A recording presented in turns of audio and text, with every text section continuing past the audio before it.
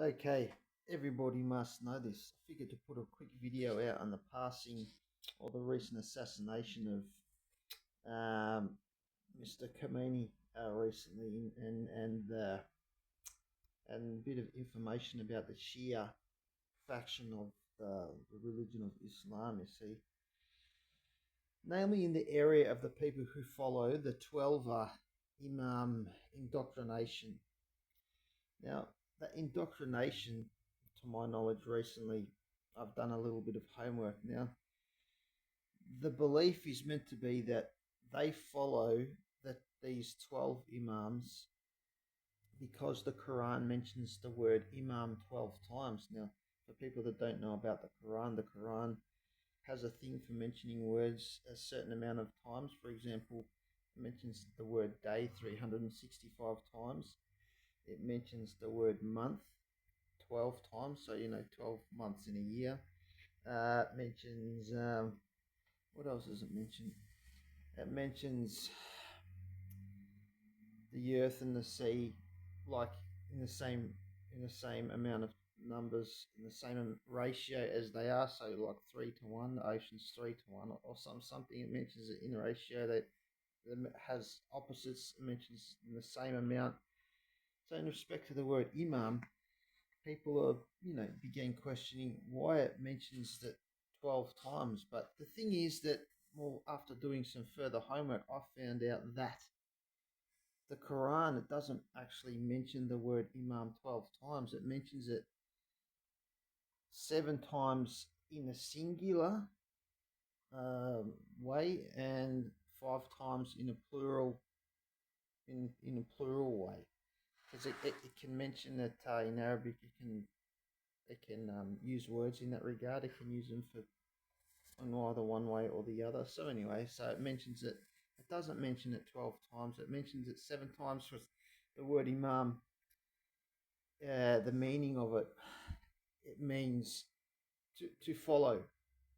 Like people only just use it justly to relate to a person that's called like a priest that people follow in the mosque, but it can be used in a sense, in a group sense, as a following. Now, if it mentions it 7 times singular and 5 times plural, the question is in regards to what's it speaking about when it mentions it.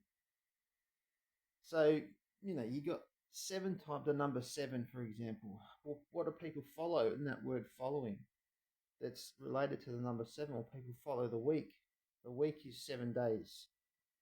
But that's a singular, but then in plural it mentions the weekday. Now, people usually come together for the weekday for 5 days to work or to go to what is referred to as work. But when it mentions it in the plural sense, the 5 times it mentions it, it doesn't really, it's as if there's a battle going on and it's not a really enthusiastic about. It says it mentions it 2 ways in a negative way, like to overcome oppression, and in other ways I can't really bring to my memory right now, and some other in a good way. But yeah, so for those who are trying to relate the word being mentioned 12 times, well, you can't say that. You can't say that it does, because it mentions it 2 different ways. Take the word day, for example. It mentions it 365 times, but it mentions it in another sense a couple more times, but that's omitted. You know what I mean? So you can take it. You got to. I don't know how you're going to take it. You're going to continue to. Are you going to believe in this 12 imam? Because those who believe or that follow these prophecies, they try to make them happen. It's not that they're going to happen. You know what I'm saying? Like, it's not the same as a prophecy from a prophet, where a prophet says that if you fail to abide by the rules or the ways of God, that this disaster is going to happen. for those who don't know about the prophets, they're spoken of in regards to disasters. They prophets, they came as a warning. Those who disobeyed the warning, they suffered the consequences of the disaster. Now, in this regard, when it mentions this 12 indoctrination of this Shia faction of Islam, it's not a prophecy of a prophet saying that you have to, or else a big disaster will happen. And it's not really a prophecy, but the narrative is that it is a prophecy, and that after this Imam is going to come, the judgment, and this Imam's waiting for this to, and it's like the prophecy, it's not a prophecy. Well, at least in the Quran, all the Qurans have the prophets it talks about, but say, it's not a prophecy. Some people might go to hadith. The hadiths are the sayings of the prophet who don't know, but again, the hadiths are all hearsay. The same as the gospel of Jesus. It was written by other people that took down accountings of his words or actions. So, it's not really something that's being left by him firsthand for you to anybody to follow, unlike as the actual book, what is referred to as coming directly from God. So there's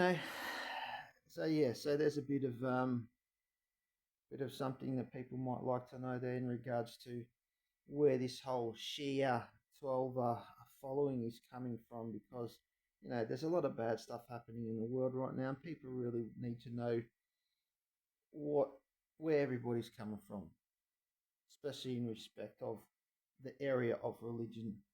That what are these groups here for? Where are they going? Where they come from? For those who are part of them groups, or the part of them that I'm talking about, think about it. Think about what I'm saying and where the indoctrination has come from, and if it is really from somebody that has, say, authority in that area. Okay, the last one left in the area, if he is, I know he's a Shia, is Muqtada al-Sadr. He's meant to be of the family line of the grandson of the Prophet Muhammad. So, but again, I don't really know, haven't really followed him or heard about much of what he's had to say, and if he follows that in a whole sense. But I guarantee you, I'd probably say that he's not even really would be that enthusiastic about such a prophecy, because it's not in the Quran, and if it's not in the Quran, it's not really a head prophecy that people should follow. Okay, if I was to give you an example and say the Quran, all the prophecies in the Quran, it speaks about disasters, that if you don't do this, that a flood's going to happen. If you don't do this, then another flood's going to happen. If I was to say to you, to give you an example of a flood happening, and use them story in the Quran as an example, and saying that there's a flood that's about to happen, it's the same in regards to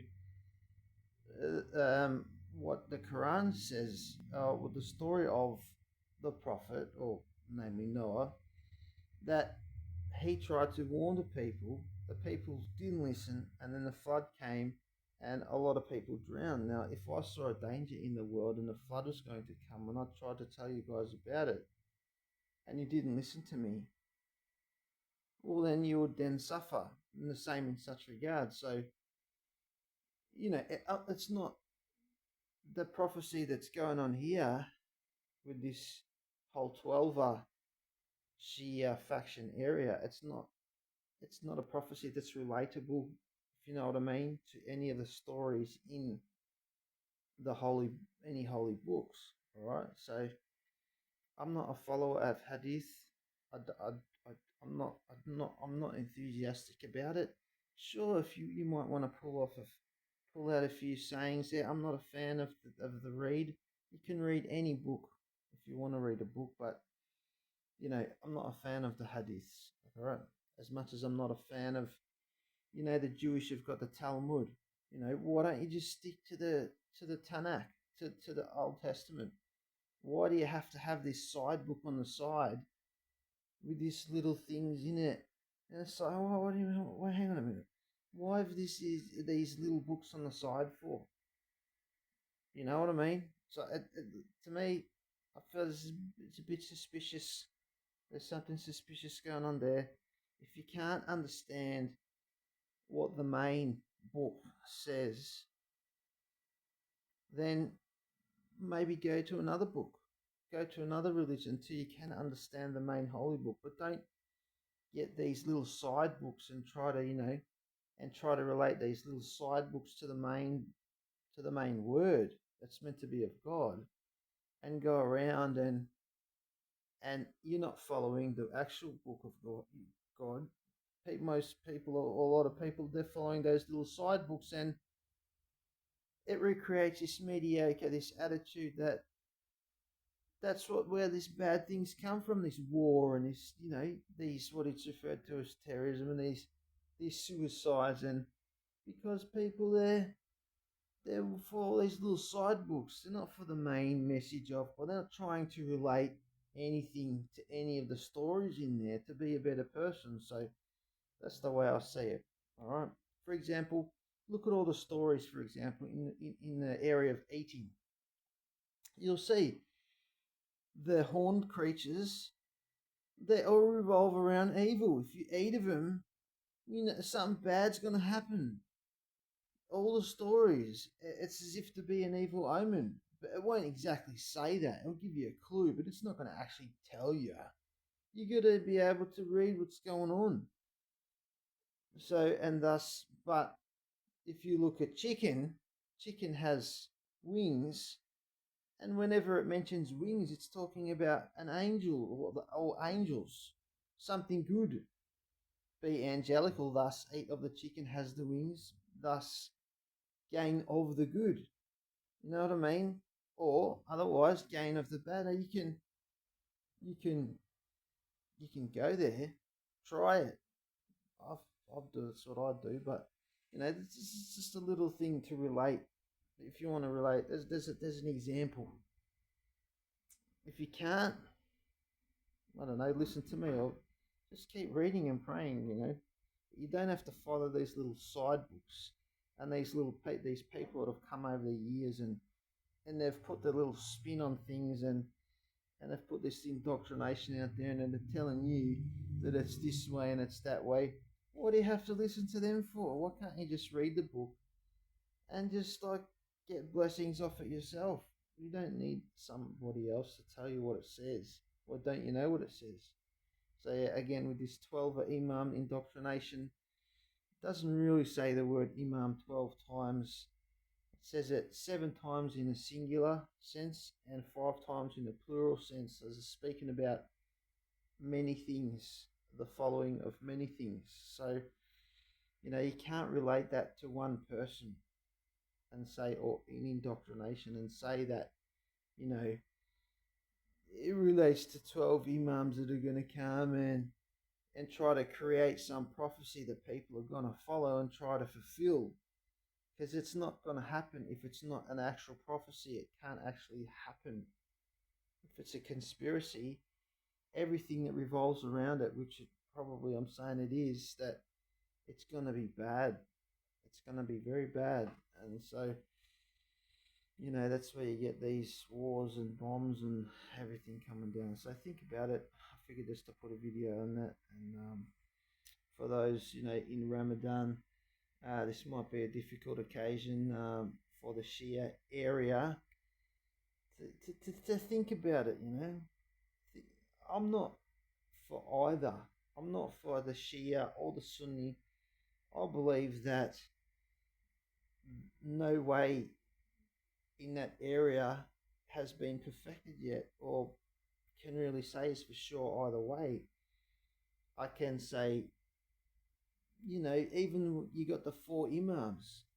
You got the 4 imams, Imam Maliki, Hanbal, Shafi, and Hanafi.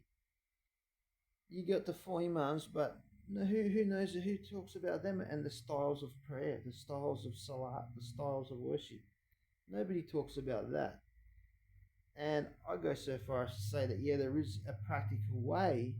But again, if you look at it, nobody's really figured it out in explaining why, in a sense. They say, or that this Imam, he got told that the Prophet Muhammad prayed this way, so he prayed this way.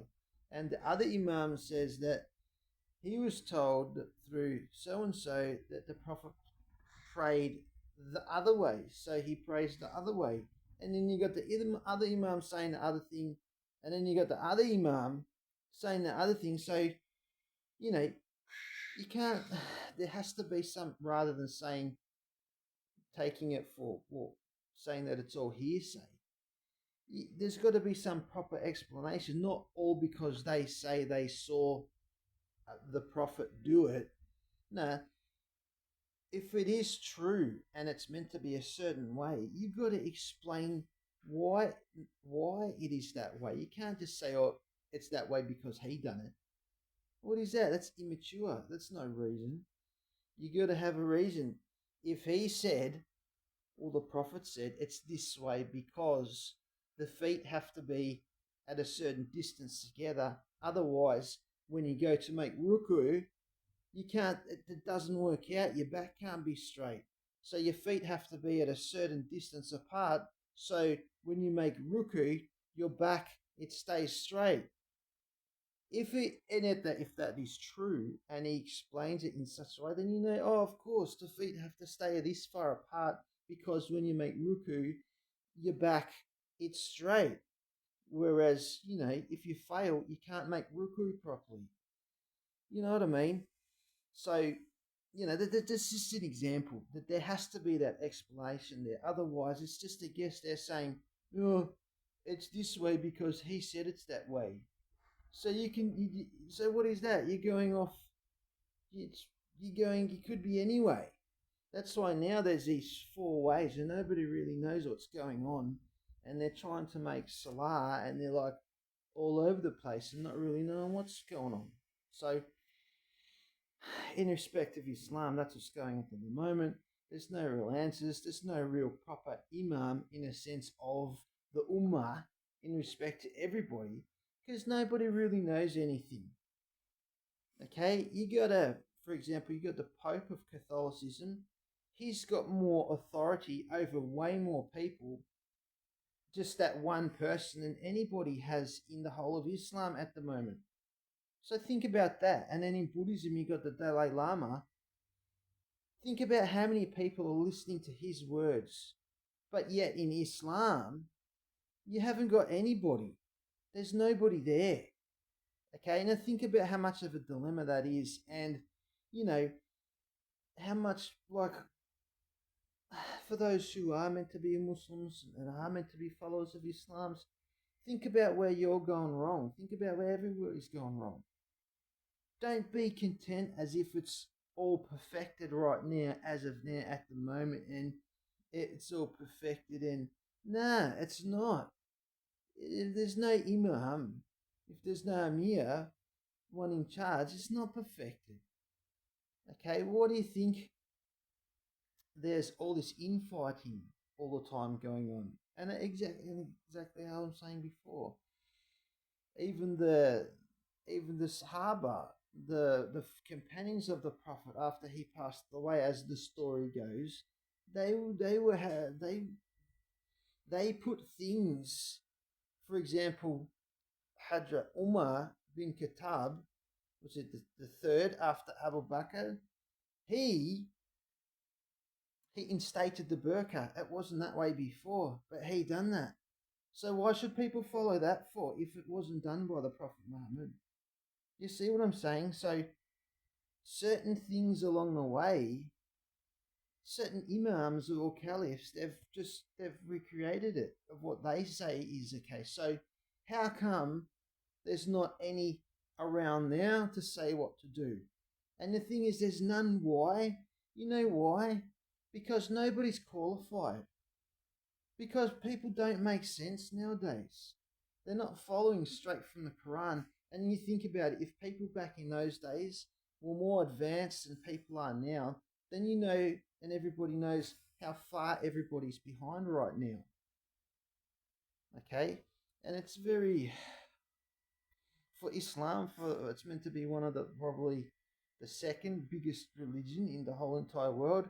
It's a bit pathetic because you got Buddhism, which is the third, but you got a person Dalai Lama that everybody listens to,